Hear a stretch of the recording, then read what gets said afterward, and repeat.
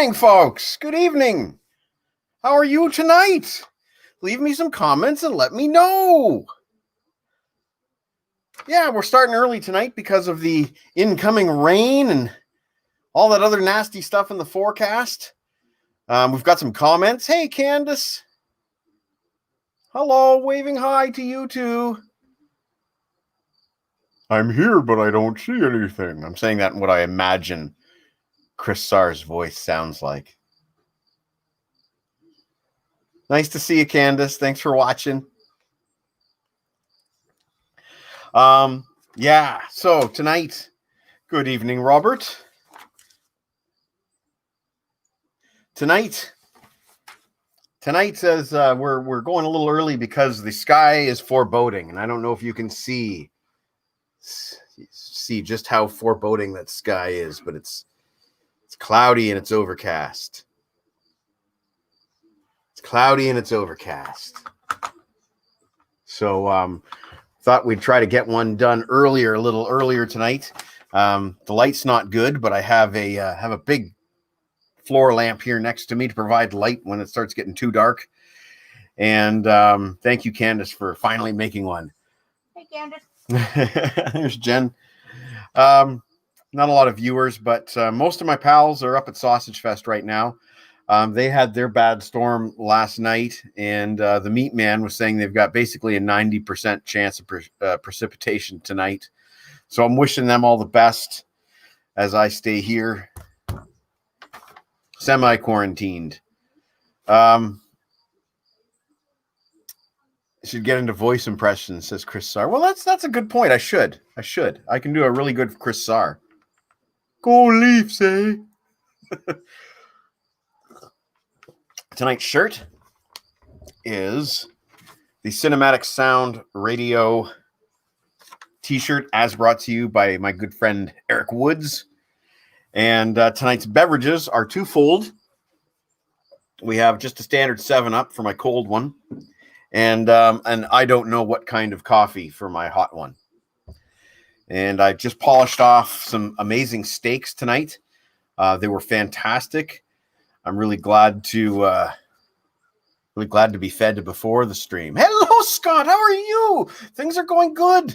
Oh, I'm so glad to see you tonight. It's 11:30 where you are. Good to see you, Scott.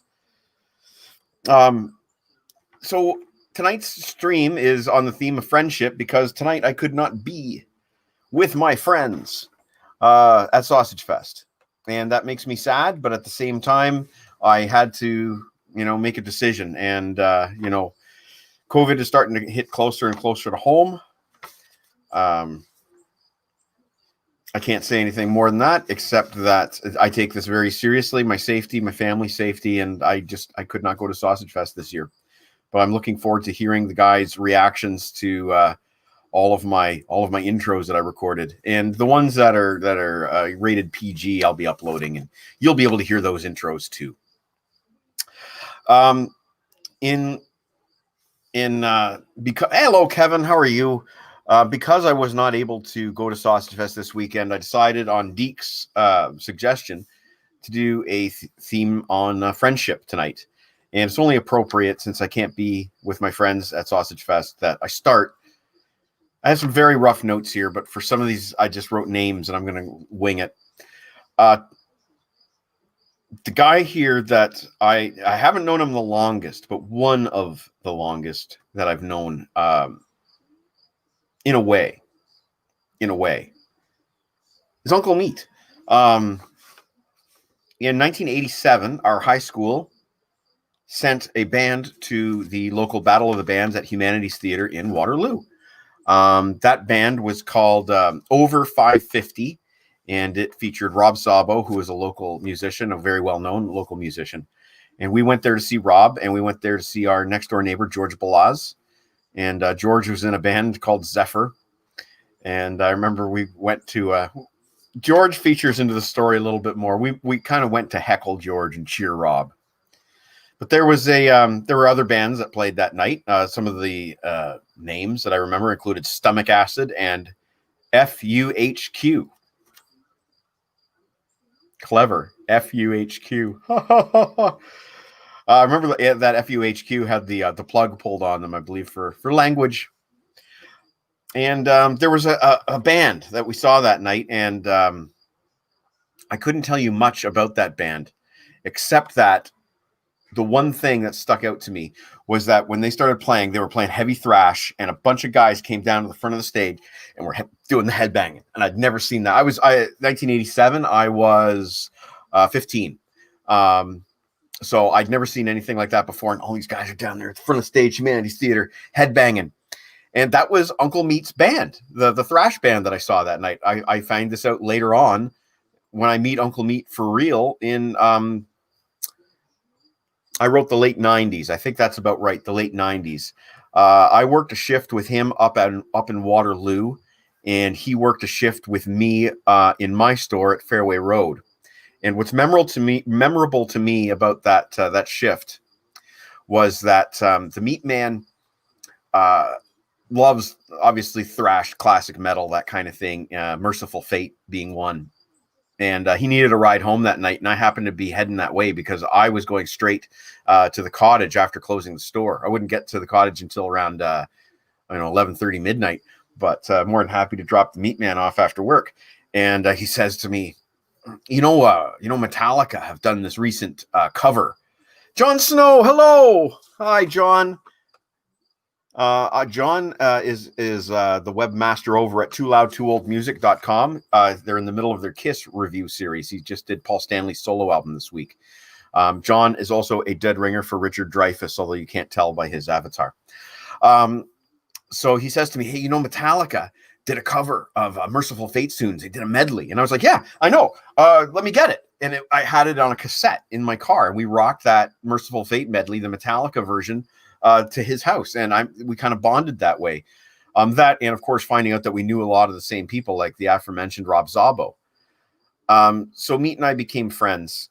He did not work at the record store for a lot of years. I think he'd be the first one to tell me that he has a poor work ethic. But we've been friends for ever since. He totally supported me when I left the record store. And right now I'm just going onto my website to look for a picture, a graphic.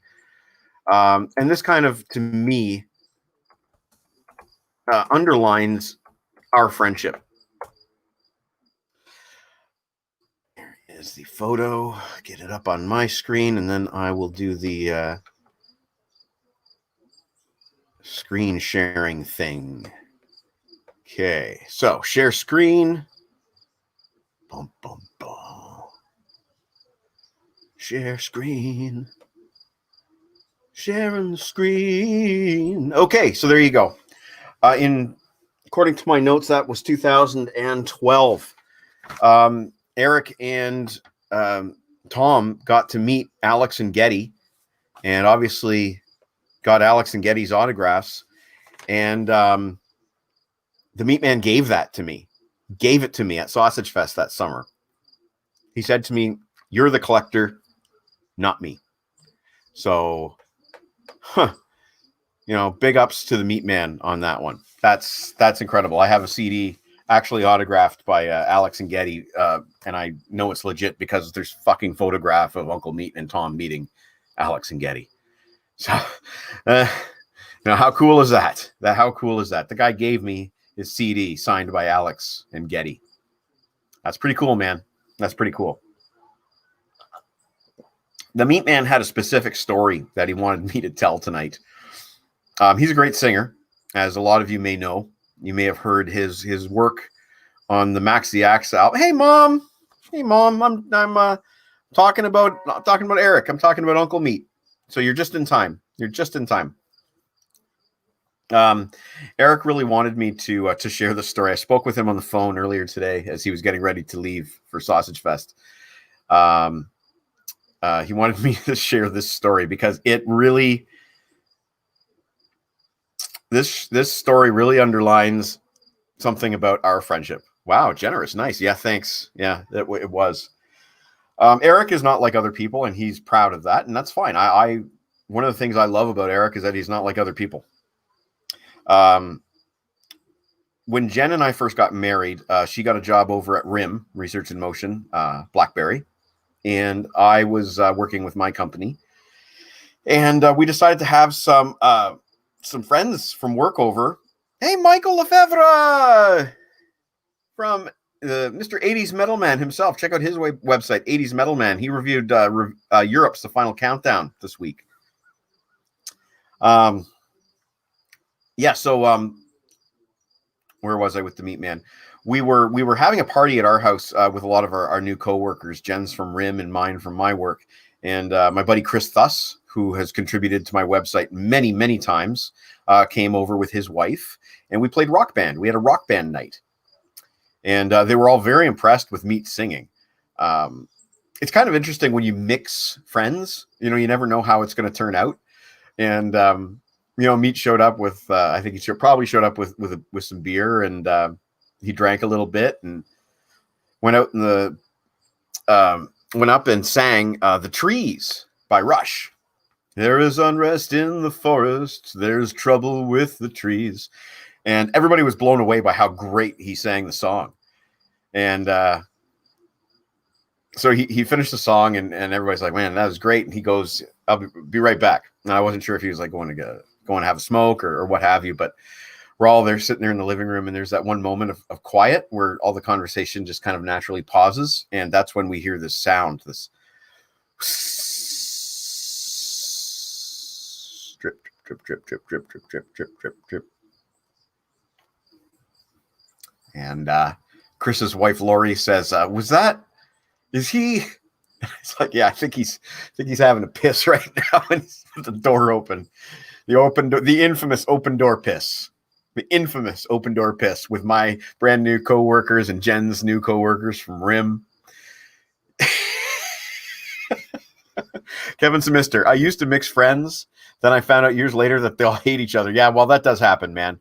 Fortunately, everybody got along, but we all Meat comes out, and I was like, did you have a good piss or something like that? And I was like, you left the door wide open, man. He's like, oh, yeah. Because he just does not give a fuck. He does not give a fuck. I mean, this is the co-founder of Sausage Fest, or maybe even the founder. You might be able to argue. I mean, he pisses in the woods next to 40 guys. So, what is he? He doesn't think about things like closing the door when he goes to the bathroom. And I will say again, he specifically asked me to share that story tonight. That was a request from him. But I have so many Meat stories. I will say he's loyal. I will say that he's good at calling out bullshit when he sees it. I will say he's extremely creative. He's one of the most creative people I've ever met, and I really love working with him. But him and urination and stuff like that is an interesting mix. We were driving up to Sausage Fest another time, and he's like, all right, you got to pull over. I got to take a leak. Pull over. I got to take a leak. I'm like, all right, I pull over. We found a side road, and I pulled over. You know how most people get out of the car and they piss on the side of the road? The right-hand side of the road. They piss there. Not Meat. No. He gets out of the car and pisses in the middle of the fucking road. He pisses in the middle of the road. That's Meat, man. That is Meat. I'm glad, Candace, that you have never met my friend Uncle Meat. I don't know if Jen has ever spoken of my friend Uncle Meat. I love him to death, and he told me that he will watch the stream when he comes home from Sausage Fest. They, like I said, they had some bad weather, and they Ryan, he's been commenting on these streams recently. Ryan's tent, my mom. OMG. Yeah. He's just not like other guys, Mom. He's not the kind of guy you bring home to meet your mom. Sorry, where was I? My train of thought. Anyway, yeah, the Meat Man. He's a great guy. So I guess I've known him for over 20 years. Meat seems like cool shit. You know what, Chris? It would be cool if you came up to meet him sometime when he plays a gig. With Max the Axe. I believe he has a show coming up in September, but I'm definitely not ready to go see a show right now. Like I said earlier, we got COVID hitting closer and closer and closer to home. So I'm not ready to go to a concert yet. That's personal choice. Everybody's free to make their own choices. I don't judge Meat for doing the concert at all. COVID's been hitting him pretty hard because he's a much more social guy than I am. He was worried that Sausage Fest wouldn't even be happening. I wonder if the countdown has started yet. There's probably guys still arriving, so I doubt the countdown has started yet. But, once some of the songs have been revealed to the Sausage Fest guys, I'll be more than happy to post some of the intros I recorded because I'm proud of them. I was playing them for Jen earlier, and I'm really proud of some of them. Really proud of them. They turned out great, some of these intros. And Candy. Makes sense. Yep. Makes sense. You don't want to meet Uncle Meat. But I love him. He's a good guy. Like I said, loyal to the end. Him and Tom are fight like brothers, but they're tighter than tight. And, I feel lucky to be a part of that world now. I've met a lot of good people through Meat and Tom. And like I said, we've got mutual friends like Rob Zabo. And, I'm sure him and George Balaz may have crossed paths at some point when Balaz was playing the local bar scene in his band Zephyr or whatever bands followed. I know he did some cover bands. I love that guy. So I hope they're having a good time starting their Sausage Fest. We had a little bit of rain earlier. I don't know what they've experienced. I haven't heard from anybody in a little bit. Loyalty is important, says my mom. Yeah, I agree. He stood by me through my ups and my downs. I came to my wedding and he shook my hand. It was one of my favorite memories from my wedding. When Jen and I had officially tied the knot and we were walking down the aisle up the aisle, I guess, out the church, I saw the Meat Man sitting in an aisle seat, and I stopped. I reached over and I shook his hand because that's how much it means to me that he came. He's not a wedding guy. He's not. I mean, look, you heard my stories about the washrooms. He's not a wedding guy. But he, Tom, and Tyler Generu, who I met through those guys. I'll tell a story about Tyler Generu. He's not on my list here, but I'm going to tell a story about Tyler Generu because he's a nice kid. I say kid because I met him when he was a kid. He's not a kid. He's got like 2 kids. Tyler Generu was a younger guy when I first met him in 1997. I was on my way, and I talked about this during our live concert live stream. Too bad you couldn't get a stream. Yeah.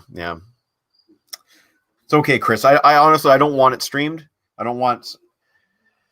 Things are very touchy right now with masks and social distancing. I don't want anything getting caught on camera that people might criticize. So, you know what? I'm glad not to be there documenting it with my camera. Sorry, what was I saying? Tyler Generu was a kid. I met him in 1997. I talked about this during our live concert live stream. I met him at a Rush concert. And he was all about Led Zeppelin. And he says, John Bonham, greatest drummer. You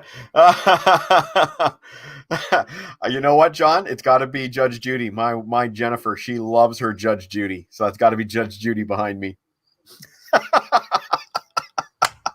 That's awesome. Tyler Generu met him at this Rush concert. He's all about Led Zeppelin, nothing but Led Zeppelin. And he's like, John Bonham, greatest drummer ever. John Bonham. And we said to him, well, there's this guy you're going to see tonight called Neil Peart. And he might kind of blow you away a little bit. And sure enough, Neil Peart blew young Tyler Generu away. I don't know how old he was at the time, probably about 17.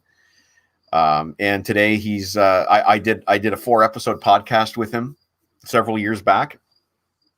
He's a good guy, Mr. Tyler Generu, and I wouldn't have met him if it wasn't for Judge Jennifer, says Brian Gervan.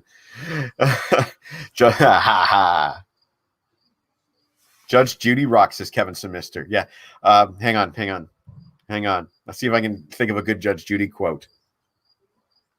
I can't right now. I was going to do a Judge Judy impression, and I'm amazed that it's not the Toronto Blue Jays. Aren't they boycotting? Are they playing? Well, Jen's boycotting sports right now.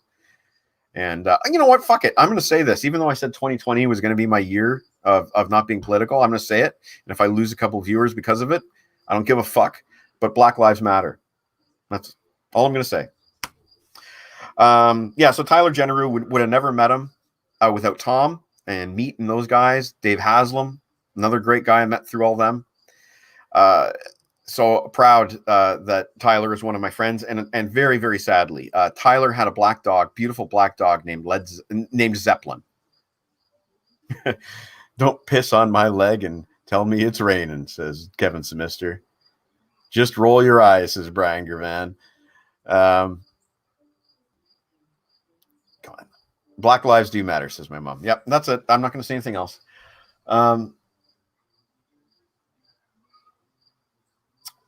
Tyler had this beautiful black dog named Zeppelin, and he had to put Zeppelin down this week, which was really sad. But Zeppelin has been going to Sausage Fest longer than I have. Except for the last few. Zeppelin was too sick to go to Sausage Fest for the last few. So Candy. Yeah, you're with me, Candy. Yep. No worries. But this isn't political. I just wanted to say that because the topic of the Blue Jays came up. But enough about meat. Enough about those guys. I'll have more stories to tell. I want to move on to the next one because he's watching, and it's my buddy Rob Daniels. And I'm not 100% sure of the exact year that I met Rob Daniels, because I believe I met Rob probably the year before I went to high school. I believe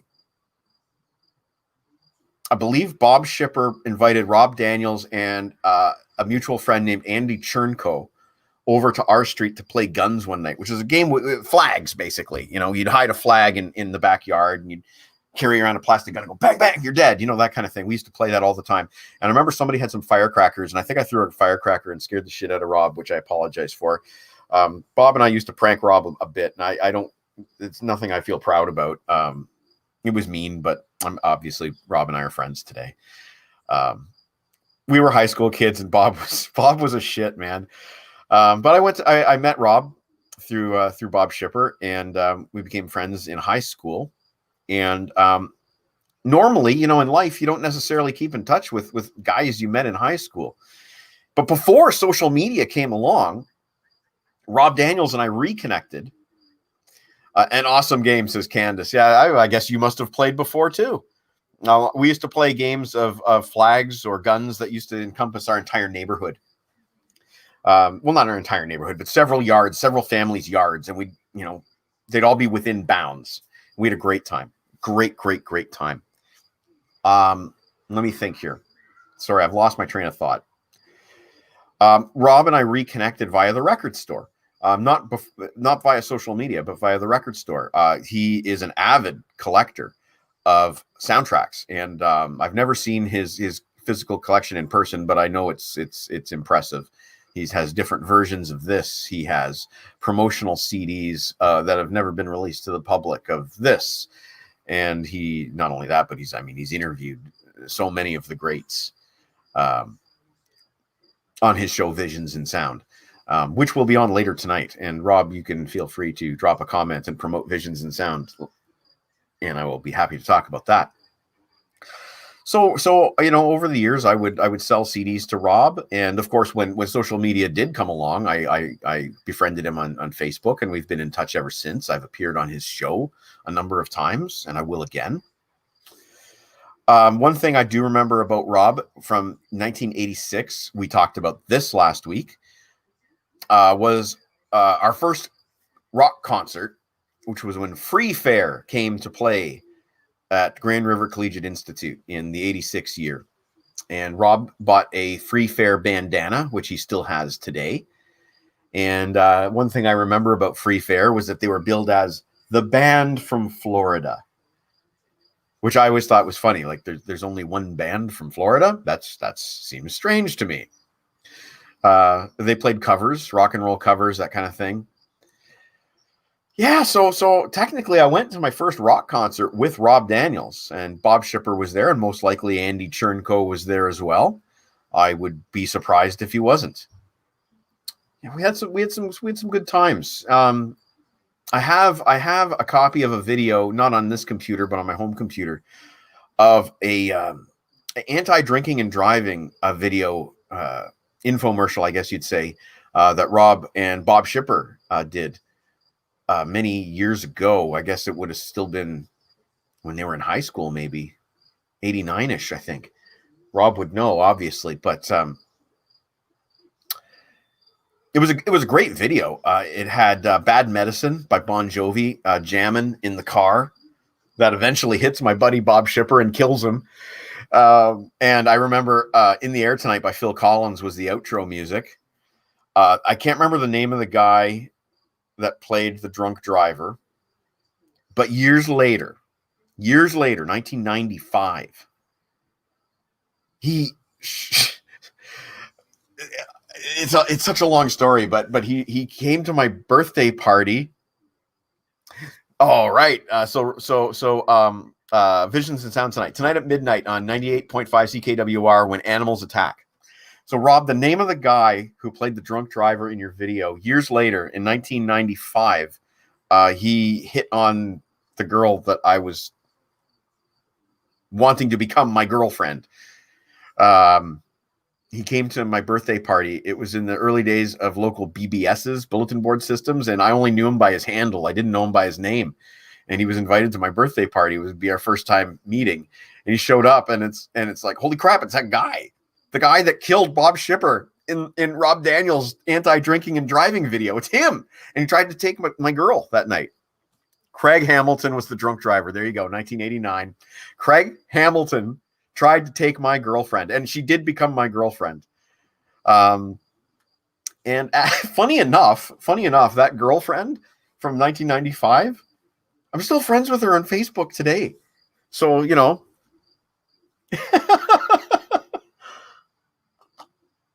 Isn't that funny? Craig Hamilton tried to take my girl. I hadn't officially asked her out yet, but I was aiming to. I was working up to it. And Craig was hitting on her that night. He met her at my birthday party. He's like, hey. And I think, if I remember correctly, we might have ordered a pizza, and he kind of invited himself to stay for pizza. Like, he was trying. He was trying. Definitely trying. So thanks, Rob, for introducing me to Craig Hamilton indirectly.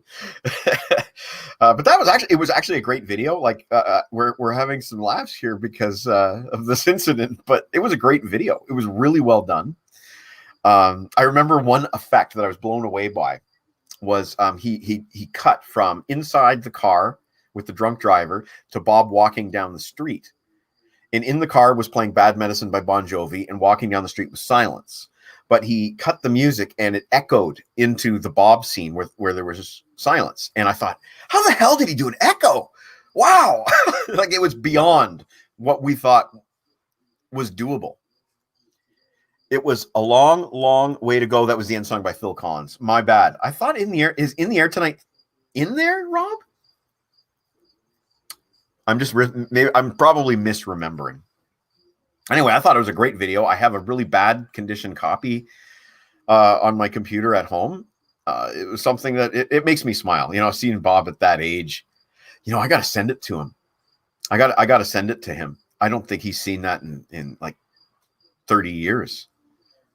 So I got to figure out a way to send that to him.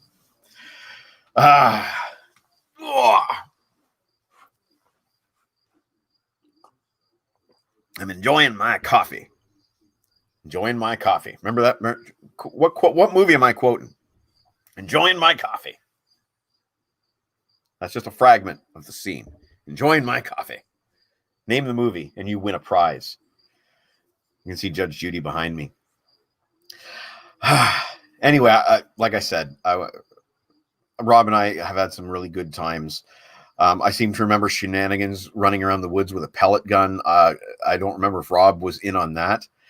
Rob, I sent you a copy when I converted it, but I think what you mean is you don't even know if you have a physical copy, right? Yeah. Sorry, I'm losing my train of thought again. Rob, if you have any more good stories, leave them below. But we had some great times. And we've done some great shows together. Personally, I think Rob and I have done some amazing Visions and Sound episodes together. And my favorite one that he has done with me was The Black Hole. I came in super prepared with that one. I had notes coming out the wazoo. He played some amazing music that night, including he educated me on an instrument called Kevin Semister. Enjoying my coffee. Yep, you got it. The Big Lebowski. We did that black hole episode. He introduced me to the technical term for a sound that I knew, but not the instrument, called the blaster beam. And maybe if Rob would paste a link to that episode, that would be cool. But you can hear all about the blaster beam in the soundtrack to the black hole. My personal favorite episode that I did with Rob was the black hole, but I also did the Big Lebowski. That was another one. And also in my top 3 Rob episodes would be Spaceballs. For that episode, I got in some information from Dale Sherman, the writer. He's a friend of mine on Facebook, and Dale sent me some tidbits from his Mel Brooks book that hadn't come out yet, and I have a copy now. It's a great book, and yeah. So Rob and I think have done some great work together, and I strongly encourage you to check out his show Visions and Sound. He's got When Animals Attack tonight on CKWR, and if you're not in the KW area, you can certainly listen to that on the interwebs. I'm going to jump ahead to a guy who you met recently. Last 2 weeks he's been on this show. Mr. Books himself, Mr. Aaron. You might be wondering, who's this guy and where does he come from? Well, I'll tell you. I met him in KW, but he's, in the time that I've known him, he's lived in Saskatoon, he's lived in Montreal, and now lives in Owen Sound. And Aaron, I have known for over 20 years. I met him in 1996 when the record store first opened up its Fairway Road location. This guy started strolling in on a weekly basis, and he's the kind of guy. He's very much into shopping at record stores. He is an expert record store shopper, and he knows that part of shopping at a record store is getting to know the staff. And so we got to know each other, and I knew him back then mostly as a huge Black Crowes fan, huge Sloan fan, still is a huge Sloan fan, although he is not the Black Crowes fan that he once was. He's not the completest Black Crowes fan that he once was. I hope I have all this right. He will no doubt correct me when he sees this stream. I don't know if he's watching now. He wasn't 100% sure if he was going to be able to watch tonight, but I'll be sending him an invite link at some point tonight so he can join us if he's around. So there's Rob's link there if you want to check out our Black Hole episode. Like I said, I think it's one of the best. It's one of the best things that we've ever done together. Pickup truck coming down the road.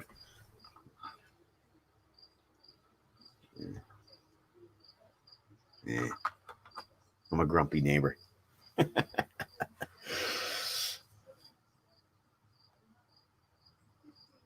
Yeah, so Mr. Books, who got that name from Deke, and Deke has explained the backstory on Mr. Books on prior episodes.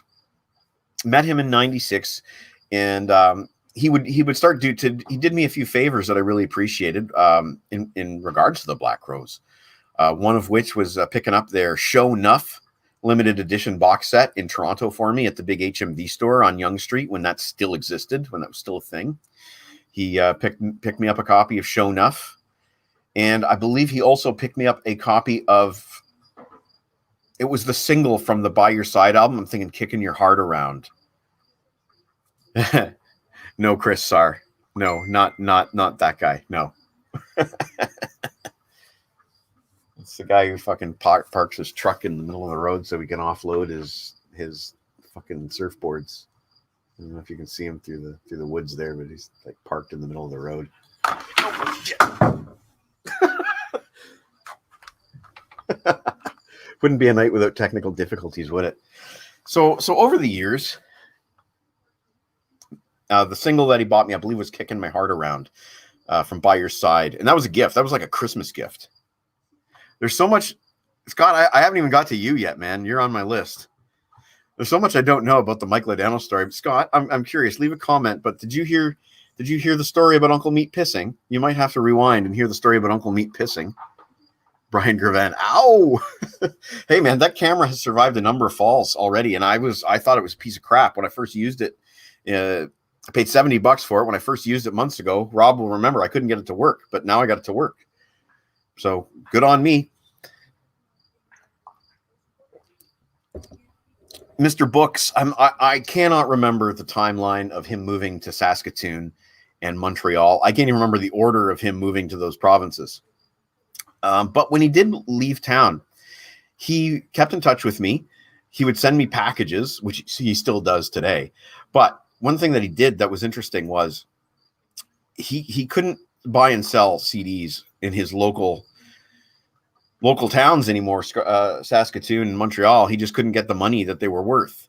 So he would mail me gigantic boxes of CDs and said, "When whatever you can get me for these CDs, I'll take store credit towards this, and this, and then send me the rest back in cash or whatever." Montreal before Saskatoon, says James Kalin, who I believe you met him in Saskatoon, or did you know him before Saskatoon? Let me know, James Kalin, because James Kalin's the only one here who really knows Aaron. So he would send me these boxes of CDs, and I remember at one point he had a massive collection of Pearl Jam, the live bootlegs that they did, the official live bootlegs, where there's like 80 or 90 of them. He had a huge collection of them, like maybe 40 or 50, and he ended up selling them all to my store. I kept one for myself, which I loved. I kept a specific one because there was a version of Do the Evolution on there where Eddie Vedder sings the line as, "My name is George Bush and my son is an asshole." And I thought that was hilarious. So I kept that one from his Pearl Jam live bootlegs. But he sold the rest of the store. And one of my guys ended up buying like half of his Pearl Jam bootlegs. Here comes is this the same pickup truck? Jesus, Murphy. James Kalin. Met him in Saskatoon when a mutual friend brought Mr. and Mrs. Books to a concert. And James Kalin is an avid concert reviewer on their Keeps Me Alive site. James, I'm curious, how many concerts have you reviewed on the Keeps Me Alive site? The guy's seen everybody from indie Canadian bands that I've never heard of to Black Sabbath, and he's reviewed literally every concert he's ever seen. And many weeks ago, he offered me $7 to eat a worm and a stick. So over the years, Aaron and I kept in touch, and when he came back to Ontario, we wanted to hook up, wanted to meet up, and we came up with the idea of going to Toronto, Tirana, as he calls it, to hit up some record stores. And what year did we start doing that? 2012, I think, maybe 2012. We started doing that.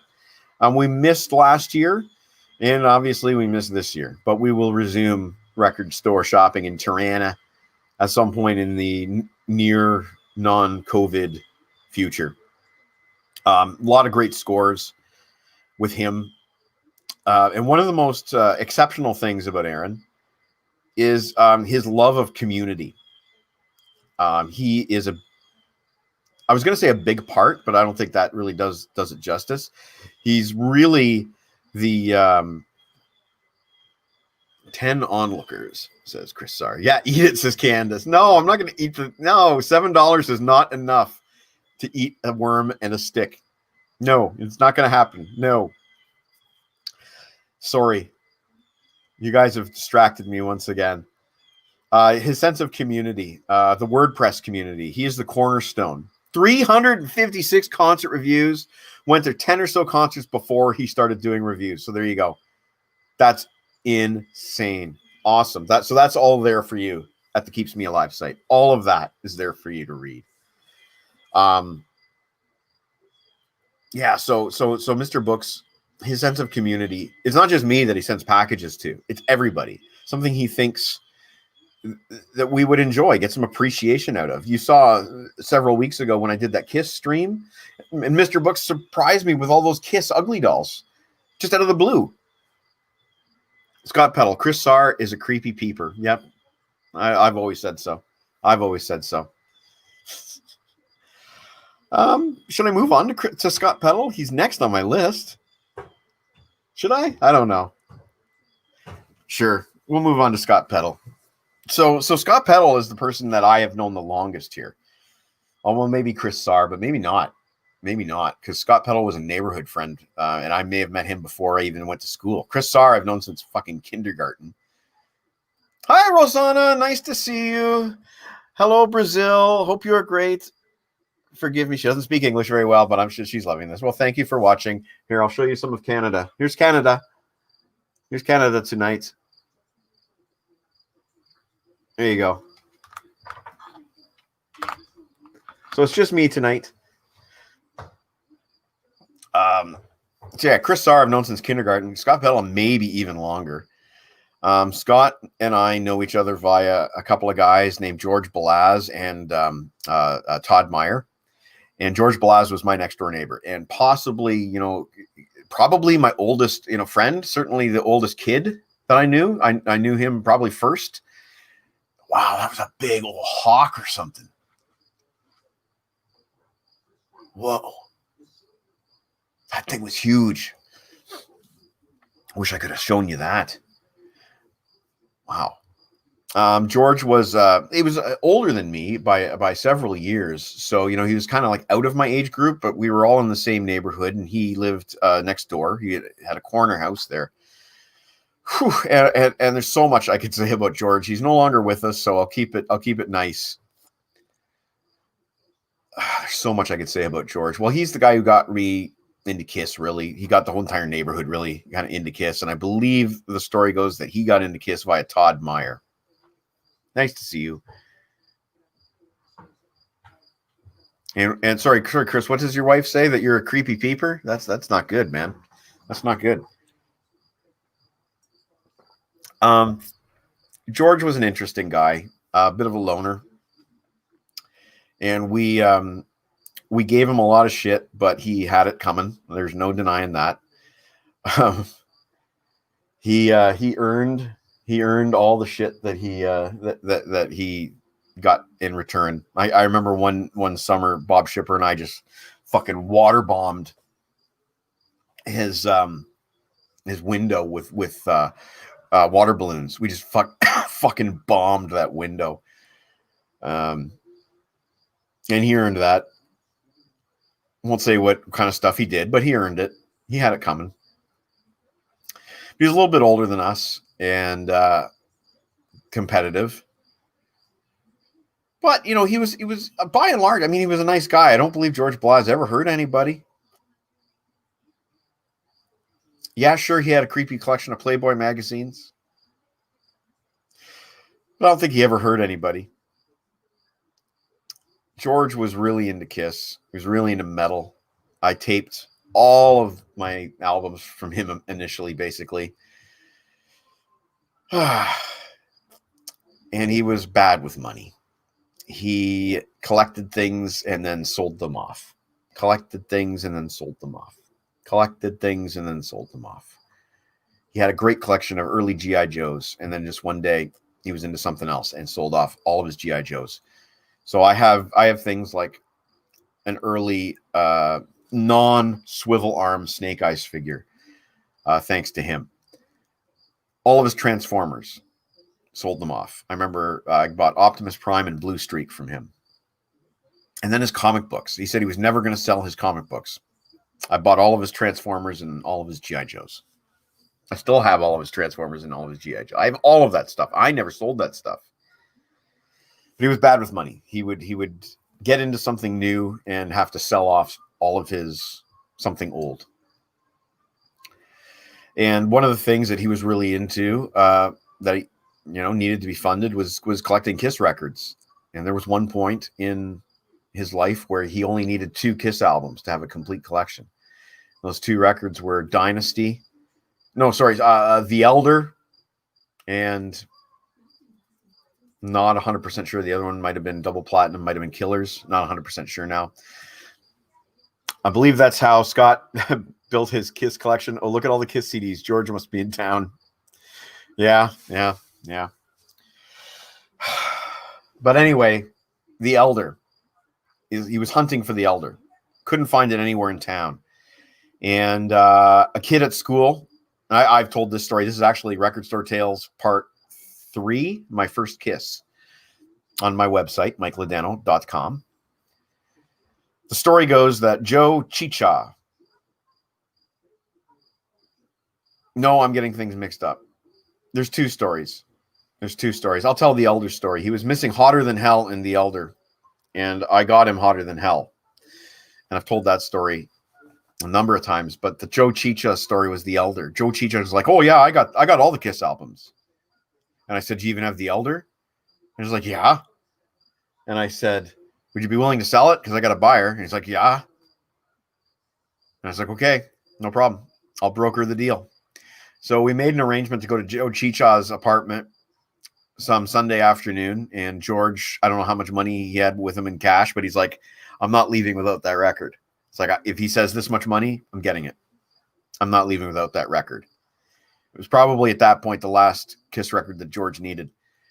So we hiked on over to Joe Chicha's house, and I believe we had a boom box with us, and I believe we were blasting Asylum by Kiss on that boom box, my tape of Asylum.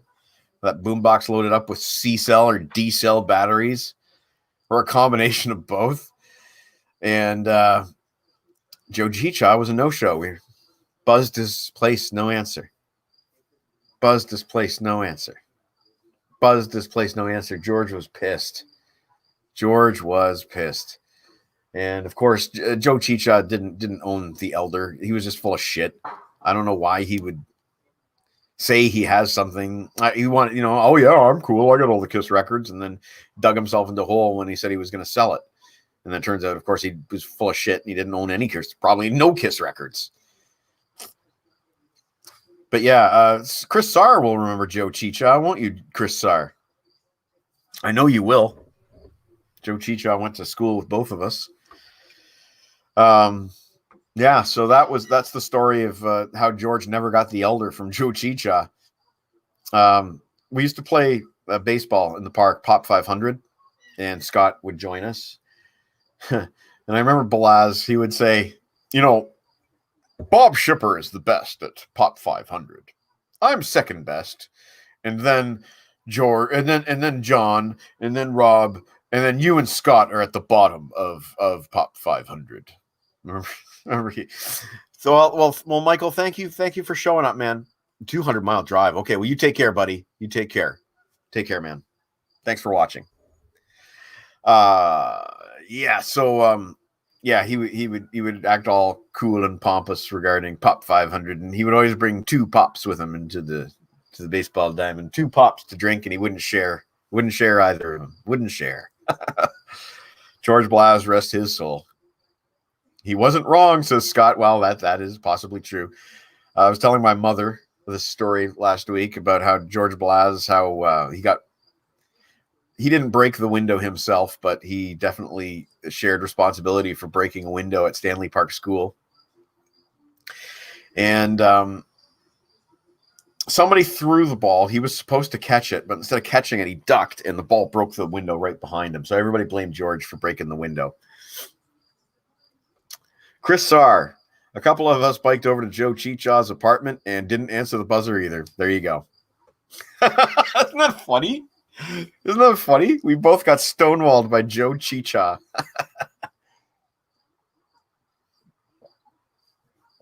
Finishing off my coffee. Think of another George story. So I'll check that out later. We, like I said, live next door to each other, and he would have to walk past our house to go to his job at Long John Silver's, which was a seafood restaurant. Don't know if it's still around. They weren't very good. They were not a very good seafood restaurant. But he'd have to walk past our house, and he would be listening to tunes on his Walkman. And you could tell he was listening tunes on his Walkman because he would be singing along. And I can never forget this. And Catherine, my sister, will never forget this. He's walking down the street one morning,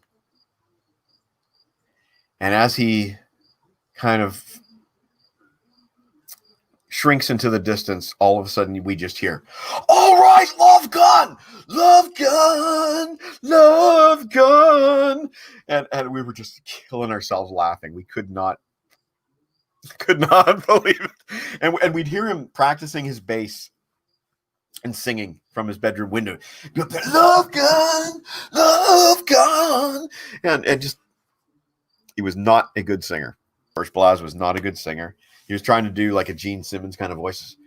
I remember one week he said, "Yeah, it's Priest Week," and he was trying to do the Rob Halford voice. Priest Week. That was Blaz's invention. Was Priest Week. Shit. George Blaz. No more Long John Silver's in Canada at all. I'm sure you remember that old location, Rob, because you don't live, or you didn't live very far from where that Long John Silver's used to be. Restaurants have always had trouble in that location. There was another seafood place in that same location, sort of like an upscale one, and it didn't do well. It failed too. Oh, that was good coffee. Moving on to the 7-Up. I think I hear rain. Yep, the rain has started. Hopefully the meat man is not getting rained on, because I believe the countdown would be starting soon. Yeah, there's rain. Fortunately, I'm under a good overhang, so I shouldn't even have to move my operations. I should be perfectly safe right here. River in Victoria. Yep. River in Victoria. That's the one. That's where George worked. I remember one day he came home from work and he was all upset because he, if anything, I'm just going to inch my laptop in a little further. I remember he was all upset because he got in trouble at work. Here comes the rain again, says Rob. He got in trouble at work because he figured out, this is scary, he figured out a faster way to cook the fish. And he got in trouble. Rosanna has loved Kiss since she was 9. Well, you have excellent choice then. Excellent taste, sorry. Excellent taste. He figured out a faster way to cook the fish.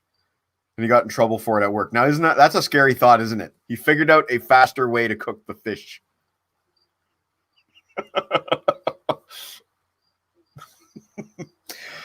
Oh, man. God rest his soul, George. He died, God, how many years ago, Rob? Scott, like 5 years? God rest his soul. I had one more guy on my list of friends that I wanted to talk about tonight. Chris, you knew him. Scott, you knew him. I didn't meet him until 1986. Around the same time, I met Rob Daniels. I met Peter Cavan. And we were not friends in grade 9. Was it a safe way, says Candace. Oh, yes. I'm always safe. Always safe. 5 years ago, we lost George on Boxing Day. God. He was so excited about Star Wars, the new Star Wars trilogy that was coming out. And he never got to see it. And Scott and I went to see it together, and we hoisted our Cokes to George. I remember the name, but I don't remember Joe. Cook the fish. Probably not. Probably not, Candace. I'm assuming not. Let's just assume not. If like a junior chef figures out a new way to cook fish that's faster, I get nervous. I don't want that to happen, you know. Sorry, Peter Cavan. Peter Cavan. Met him in grade 9. We were not friends. I got him in shit in grade 9 homeroom.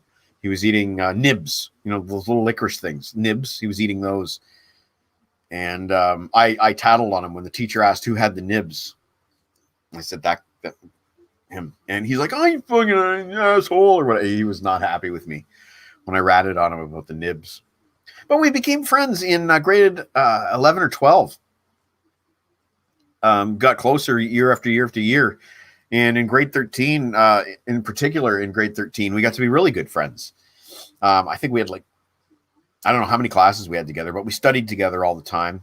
And we started hanging out together after school. And where we went to school, Grand River Collegiate Institute, he lived right across the street from the school. So to hang out, just go to his house right after school. Is right there. We studied. We watched funny movies. We laughed a lot. We played video games. I remember playing Super Mario with him. And I remember we had a pep rally at the school. And Peter and I, we didn't want to go to the stupid pep rally. We're not into pep rallies. Not our thing. So we were looking to bail, and we were actually looking to study for physics. And we made our way to a side door where we didn't think we would be seen leaving the school, because you weren't supposed to leave the school during this pep rally. And they had fucking teachers posted at all the doors so that you couldn't leave. We got busted by Mr. Ackersviller, who was our grade 12 homeroom physics teacher.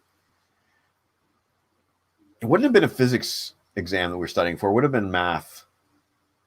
But anyway, we tried to bail the school. We couldn't bail. We got sent to the fucking pep rally. I remember Peter buying a bag of popcorn and kind of eating it all bitterly as we sat through this fucking pep rally.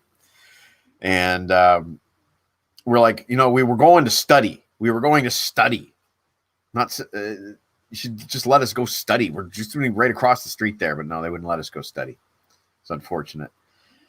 But Peter and I became really good friends, and he started coming to the cottage in that year, the end of grade 13. He started coming to the cottage and spending time with my family, and he became an extension of our family, just like Bob Shipper, really. Peter was a great friend of the whole family, is what I was just about to say. So we started. He really spent a lot of time here with us. This is an amazing place, and he would come fully loaded. He would bring baseball gloves, a football. If we didn't have a VCR, he probably brought the VCR. I think he probably brought the VCR. A knapsack full of tapes. I believe he brought like a Nintendo games one year. I seem to remember playing Duck Hunt, but it was a long time ago.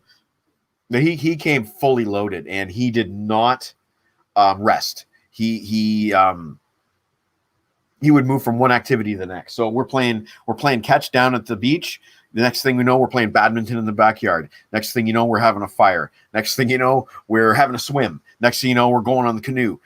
We were never not busy. And yeah, we started going to Frankenmuth with Peter. Started bringing him with our family, and had a great time. I've written about those stories many times. He rented a VCR in Frankenmuth specifically so he could record Beavis and Butthead, which we didn't have yet in Canada. And I remember we were leaving Frankenmuth and we had to return the VCR, but we had to wait for the video store to open before we could return the VCR. Peter was a great guy. I'm going to send Mr. Aaron this link, and if he is watching right now,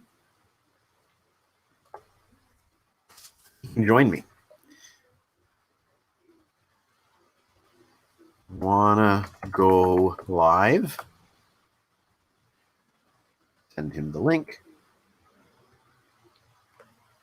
I'm going to post the link down below as well. Not a long show tonight, I know.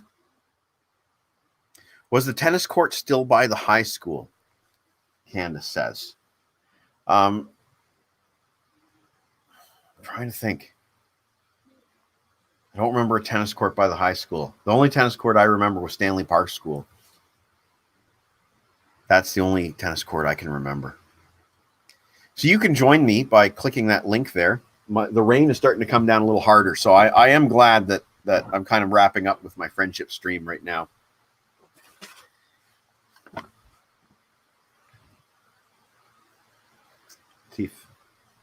This is see the raindrops.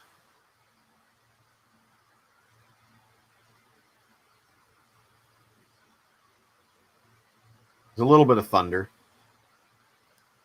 Oh, it's starting to come down harder now.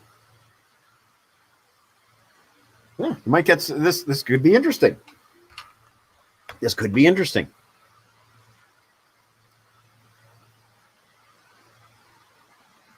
Raindrops keep falling on my head.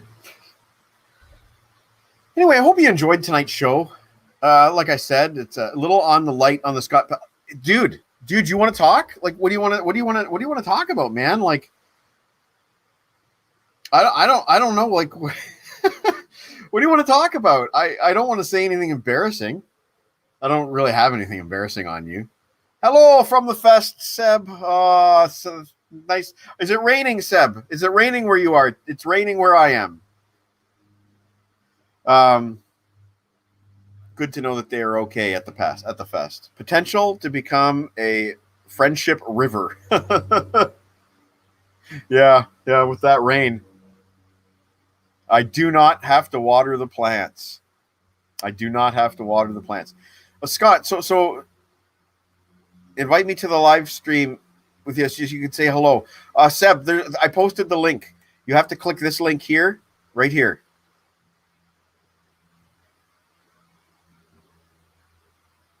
Okay, you click that link. Led Zeppelin talk, right? Okay, so here's something I remember about Scott. Led Zeppelin talk segueing into George stories. Here's something I remember about Scott. He hated Def Leppard, but he was into Guns N' Roses before most people. I was well aware of Guns N' Roses right from Welcome to the Jungle. I'm not sure when Scott got into Guns N' Roses. He was the first guy I knew that bought Appetite for Destruction. He had the rare Robert Williams cover of Appetite for Destruction, and we have Sausage Fest on the line. Literally in the corner of his Oh, garage. we got Dave Haslam. Is that Dave Haslam? Rock and Oh, roll. Michael Morwood. Which is usually in a pizza box. Surprise! You got there. Ladano. Hello, Seb. Which I got that idea Meat. because he told me. There's Meat Man. There's Meat. And Zachary Meat Prince. Ladano. Say hi. Hello. Hey.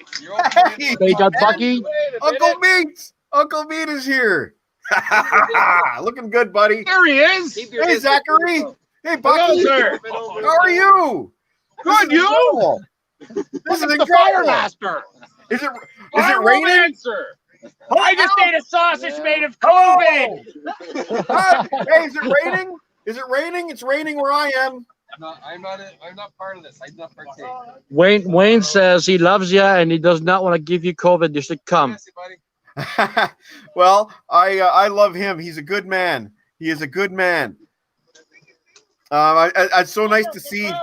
So nice to see the Meat Man there. So it rained for 5 minutes and then it just stopped. So now the ceiling's pretty high. So I think we should be okay. We got rain here right now, buddy. I'm about an hour west of you right now. What show was that? This is dangerous. Where about is that? I'm in King Carden. So I'm like Okay, an cool. hour due west of you.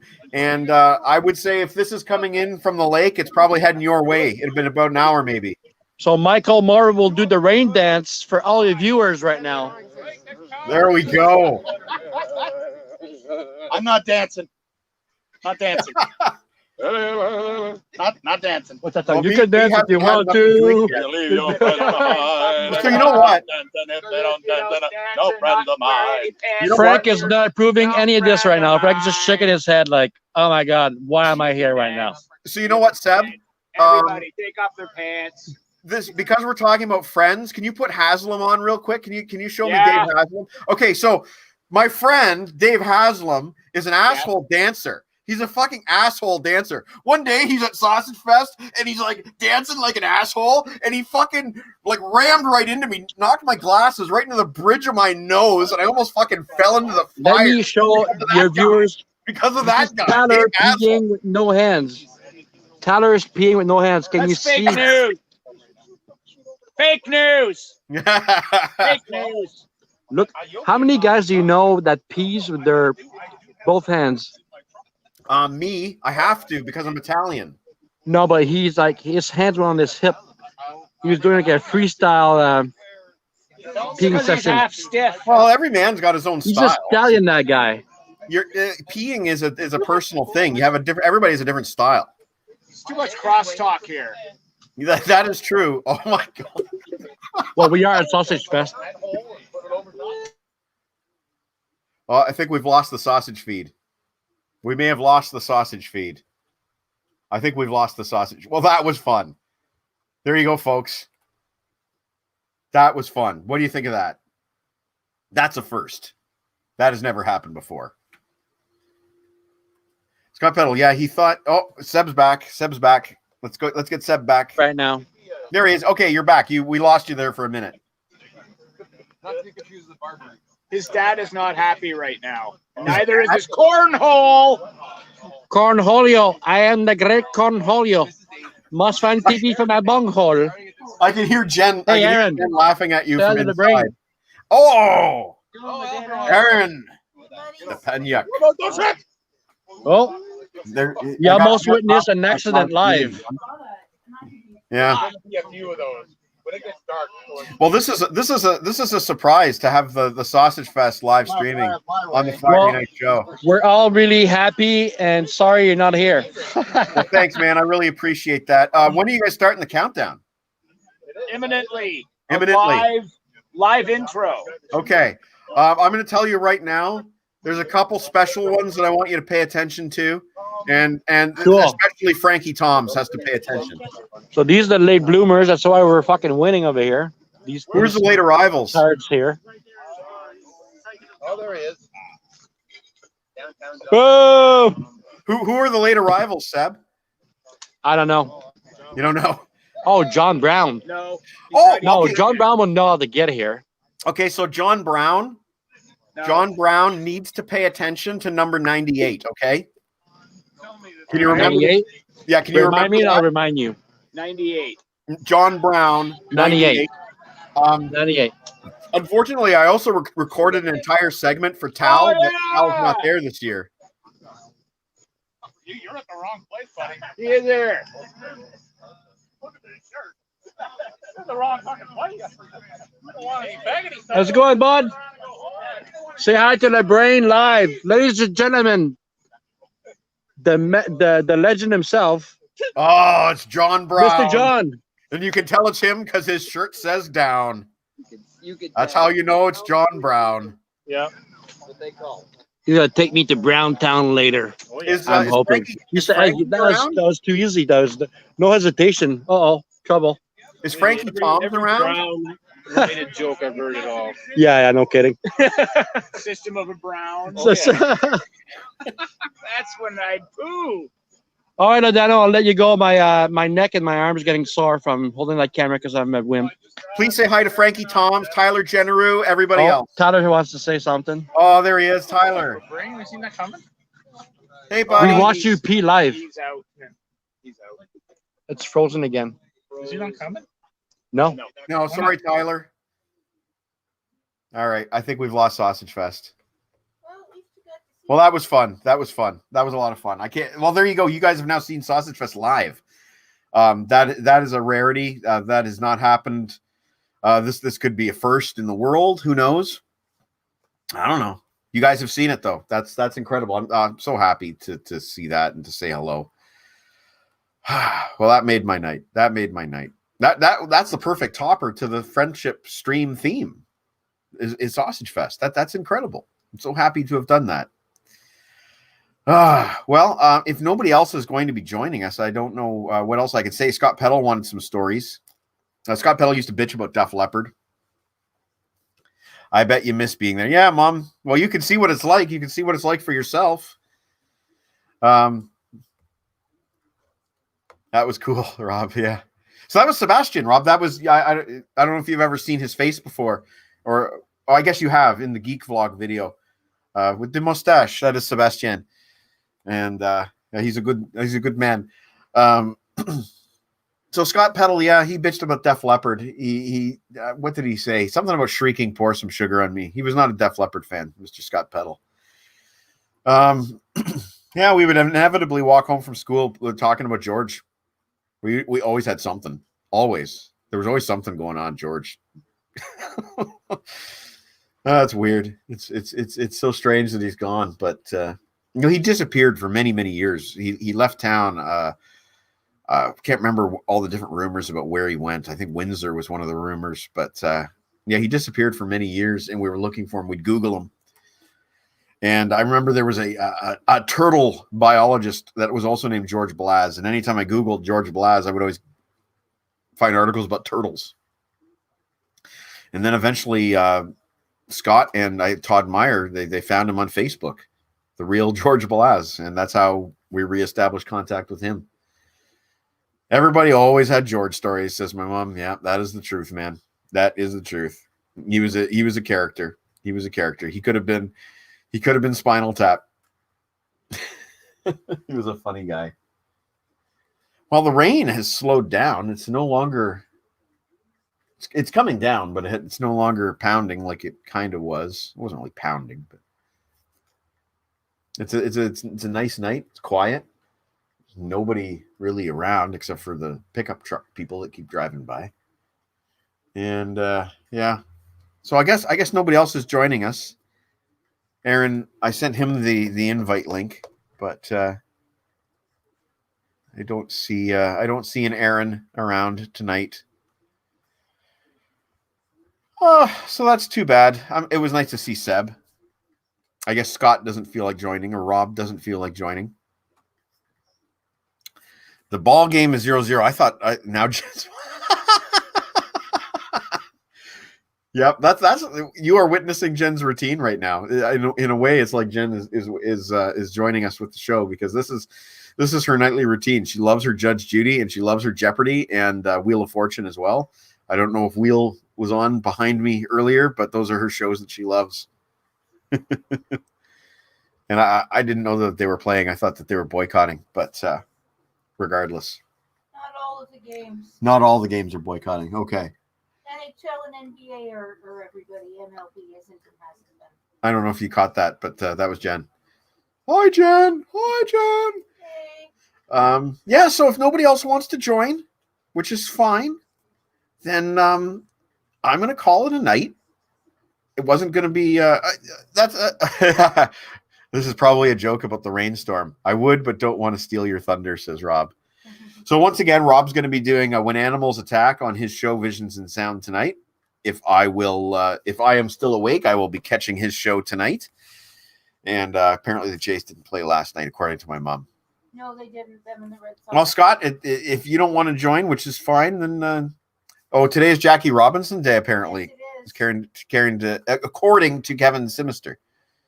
Yeah, everyone's celebrating number 42 in this time. Everybody's celebrating number 42 in this time, says Jen. So thank you for joining me. Like I said, it's if you want to join, now's the time. But if you don't, that's cool. Going once, going twice. It was cool to see Sausage Fest. You guys got to witness Sausage Fest live. That's basically never happened before. That's really incredible. So thank you so much for watching tonight. I am going to call it a night, and I'll be posting this up on my website very, very soon. The nice thing about StreamYard, as one final outro plug, the paid version of StreamYard does a simultaneous casting to YouTube, which means I don't have to do this download and upload thing to get it on YouTube. It's automatically there. So I enjoy that. And Candace, I don't know what your emoticons were there. They did not translate. But nice to see you. Oh, Rob, need the link. For your show? What need the link for what? You mean for joining? Oh, Scott, you were still there. Oh, you stayed up late. It was good to see Sausage Fest in accent. Pedal content was weak, says Chris. I'm sorry. I've disappointed the Scott Pedal fans. I've disappointed the game's now 1-0, says my mom. I've disappointed the Scott Pedal fans tonight. I'm sorry. Scott Pedal's the one who got me into Trailer Park Boys. That's something else. He came in and was telling me about this guy named Bubbles with these crazy glasses that confetti was the emoticon. There you go. Sorry. Oh, to join. Well, here. Go ahead. There you go. There's the link. You have to be watching on my LeBrain or on the YouTube to see the link. If you're watching via Michael Ladano, maybe you're not seeing the link. Here, I'll post it on the Michael Ladano one. StreamYard's kind of funky about how it accesses your Facebook. It doesn't really give you 100% full control. You have to do some things manually, even with the paid version. So give me a second here. I'll post the link on my Michael Ladano page. Bear with me. Everything's slower on this laptop, so just bear with me. Everything's slower on this laptop. Everything's slower on this laptop. Everything's slower on this laptop. But here comes the link. Here comes the link. Okay. There you go. Wait until you see my Yelp review, says Scott. Well, dude, you could have joined. We could have reminisced together. It's easier to remember things when the other person's talking to you.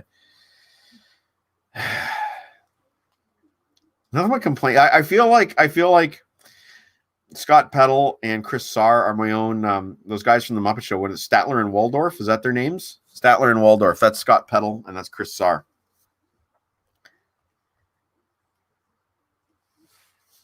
Look at that from James Kalen.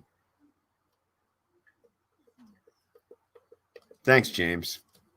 Still waiting for you to PayPal me some money for that. 7-Up. Let's oh, thank you, Rosanna.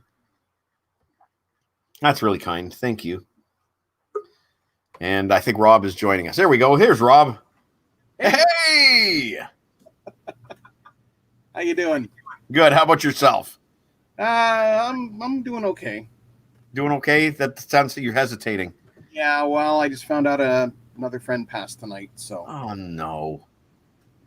actually the guy who hired me at the radio station Ah, passed tonight. man. Passed this morning actually. So I don't want to I hate to start it off with a downer, but here. Yeah. Well, hey. That's a bummer. That is a bummer. It hasn't been a good week. No, it hasn't been a good year, man. Well, on a brighter note, happy 25th, 35th anniversary of knowing you. Something like that, yeah. Yeah. Do you remember when we used to play flags? I do. I remember the you guys thought it was hilarious when those firecrackers went off. I did not. Yeah, that I do remember. But otherwise we had a lot of fun. Great. Otherwise it was great. Yeah. Was Andy Chernko there for those? I seem to recall. Yeah, he was. You know, I have the last time I spoke to him 10 years ago. Well, more recently than me. He was at my 40th birthday. Huh. So that's the last time I spoke to him. I don't know what happened to him. He used to work at, well, I don't even know if Bargain Herald still exists. I doubt it. No. He used to work at Bargain Herald's. I think it became the dollar store or whatever it became. Where there's that one, the bargain store. Yeah, something like that. It was Yeah. over on I think not Bridgeport, Westmount. There used to be one at Frederick. Oh, you come on up then. Oh, was it Gimli? Yeah, Gimli! he's telling me it's dinner time.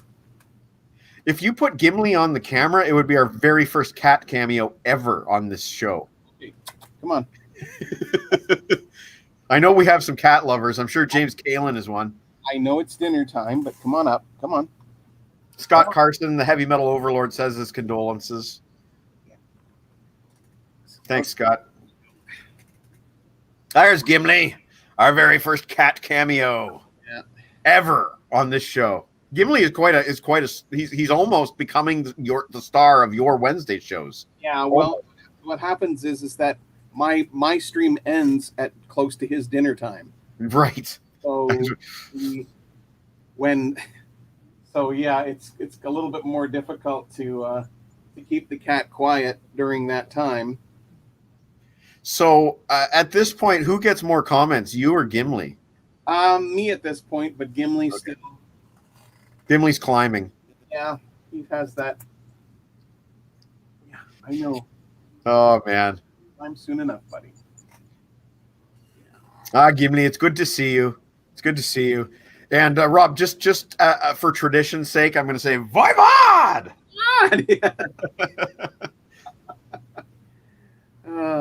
It's really quiet up here, so that shriek was heard from. Yeah, I'm sure they heard you cross the lake. They probably did. Over in Michigan, they're like, what was that? No, it's just good. Yeah. Who likes Voivod out there? We like Voivod here. Oh, geez. Well, Rob, thanks for joining up. No problem. We have plans for possibly next week. We're just kind of waiting to confirm some stuff up, but we may be doing a show on soundtracks, but also scores, because you're going to do two lists. So I'm gonna solicit Mr. Books for a list. I'm going to solicit Dr. Catherine for a list, and we will do this one as a duo shot, I suppose, and see how that goes. Good. Oh, and you know what? Maybe before you go, my mother might be looking for some information about the Star Wars stuff behind you. Actually, that Star Wars album behind me, that was a gift from Eric Woods for my 1000th program. There you go, Eric Woods.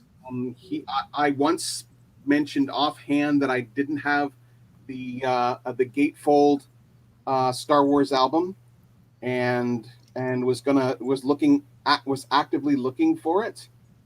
And then when my 1000th show happens, Eric says, "I have something for you, but it's still coming."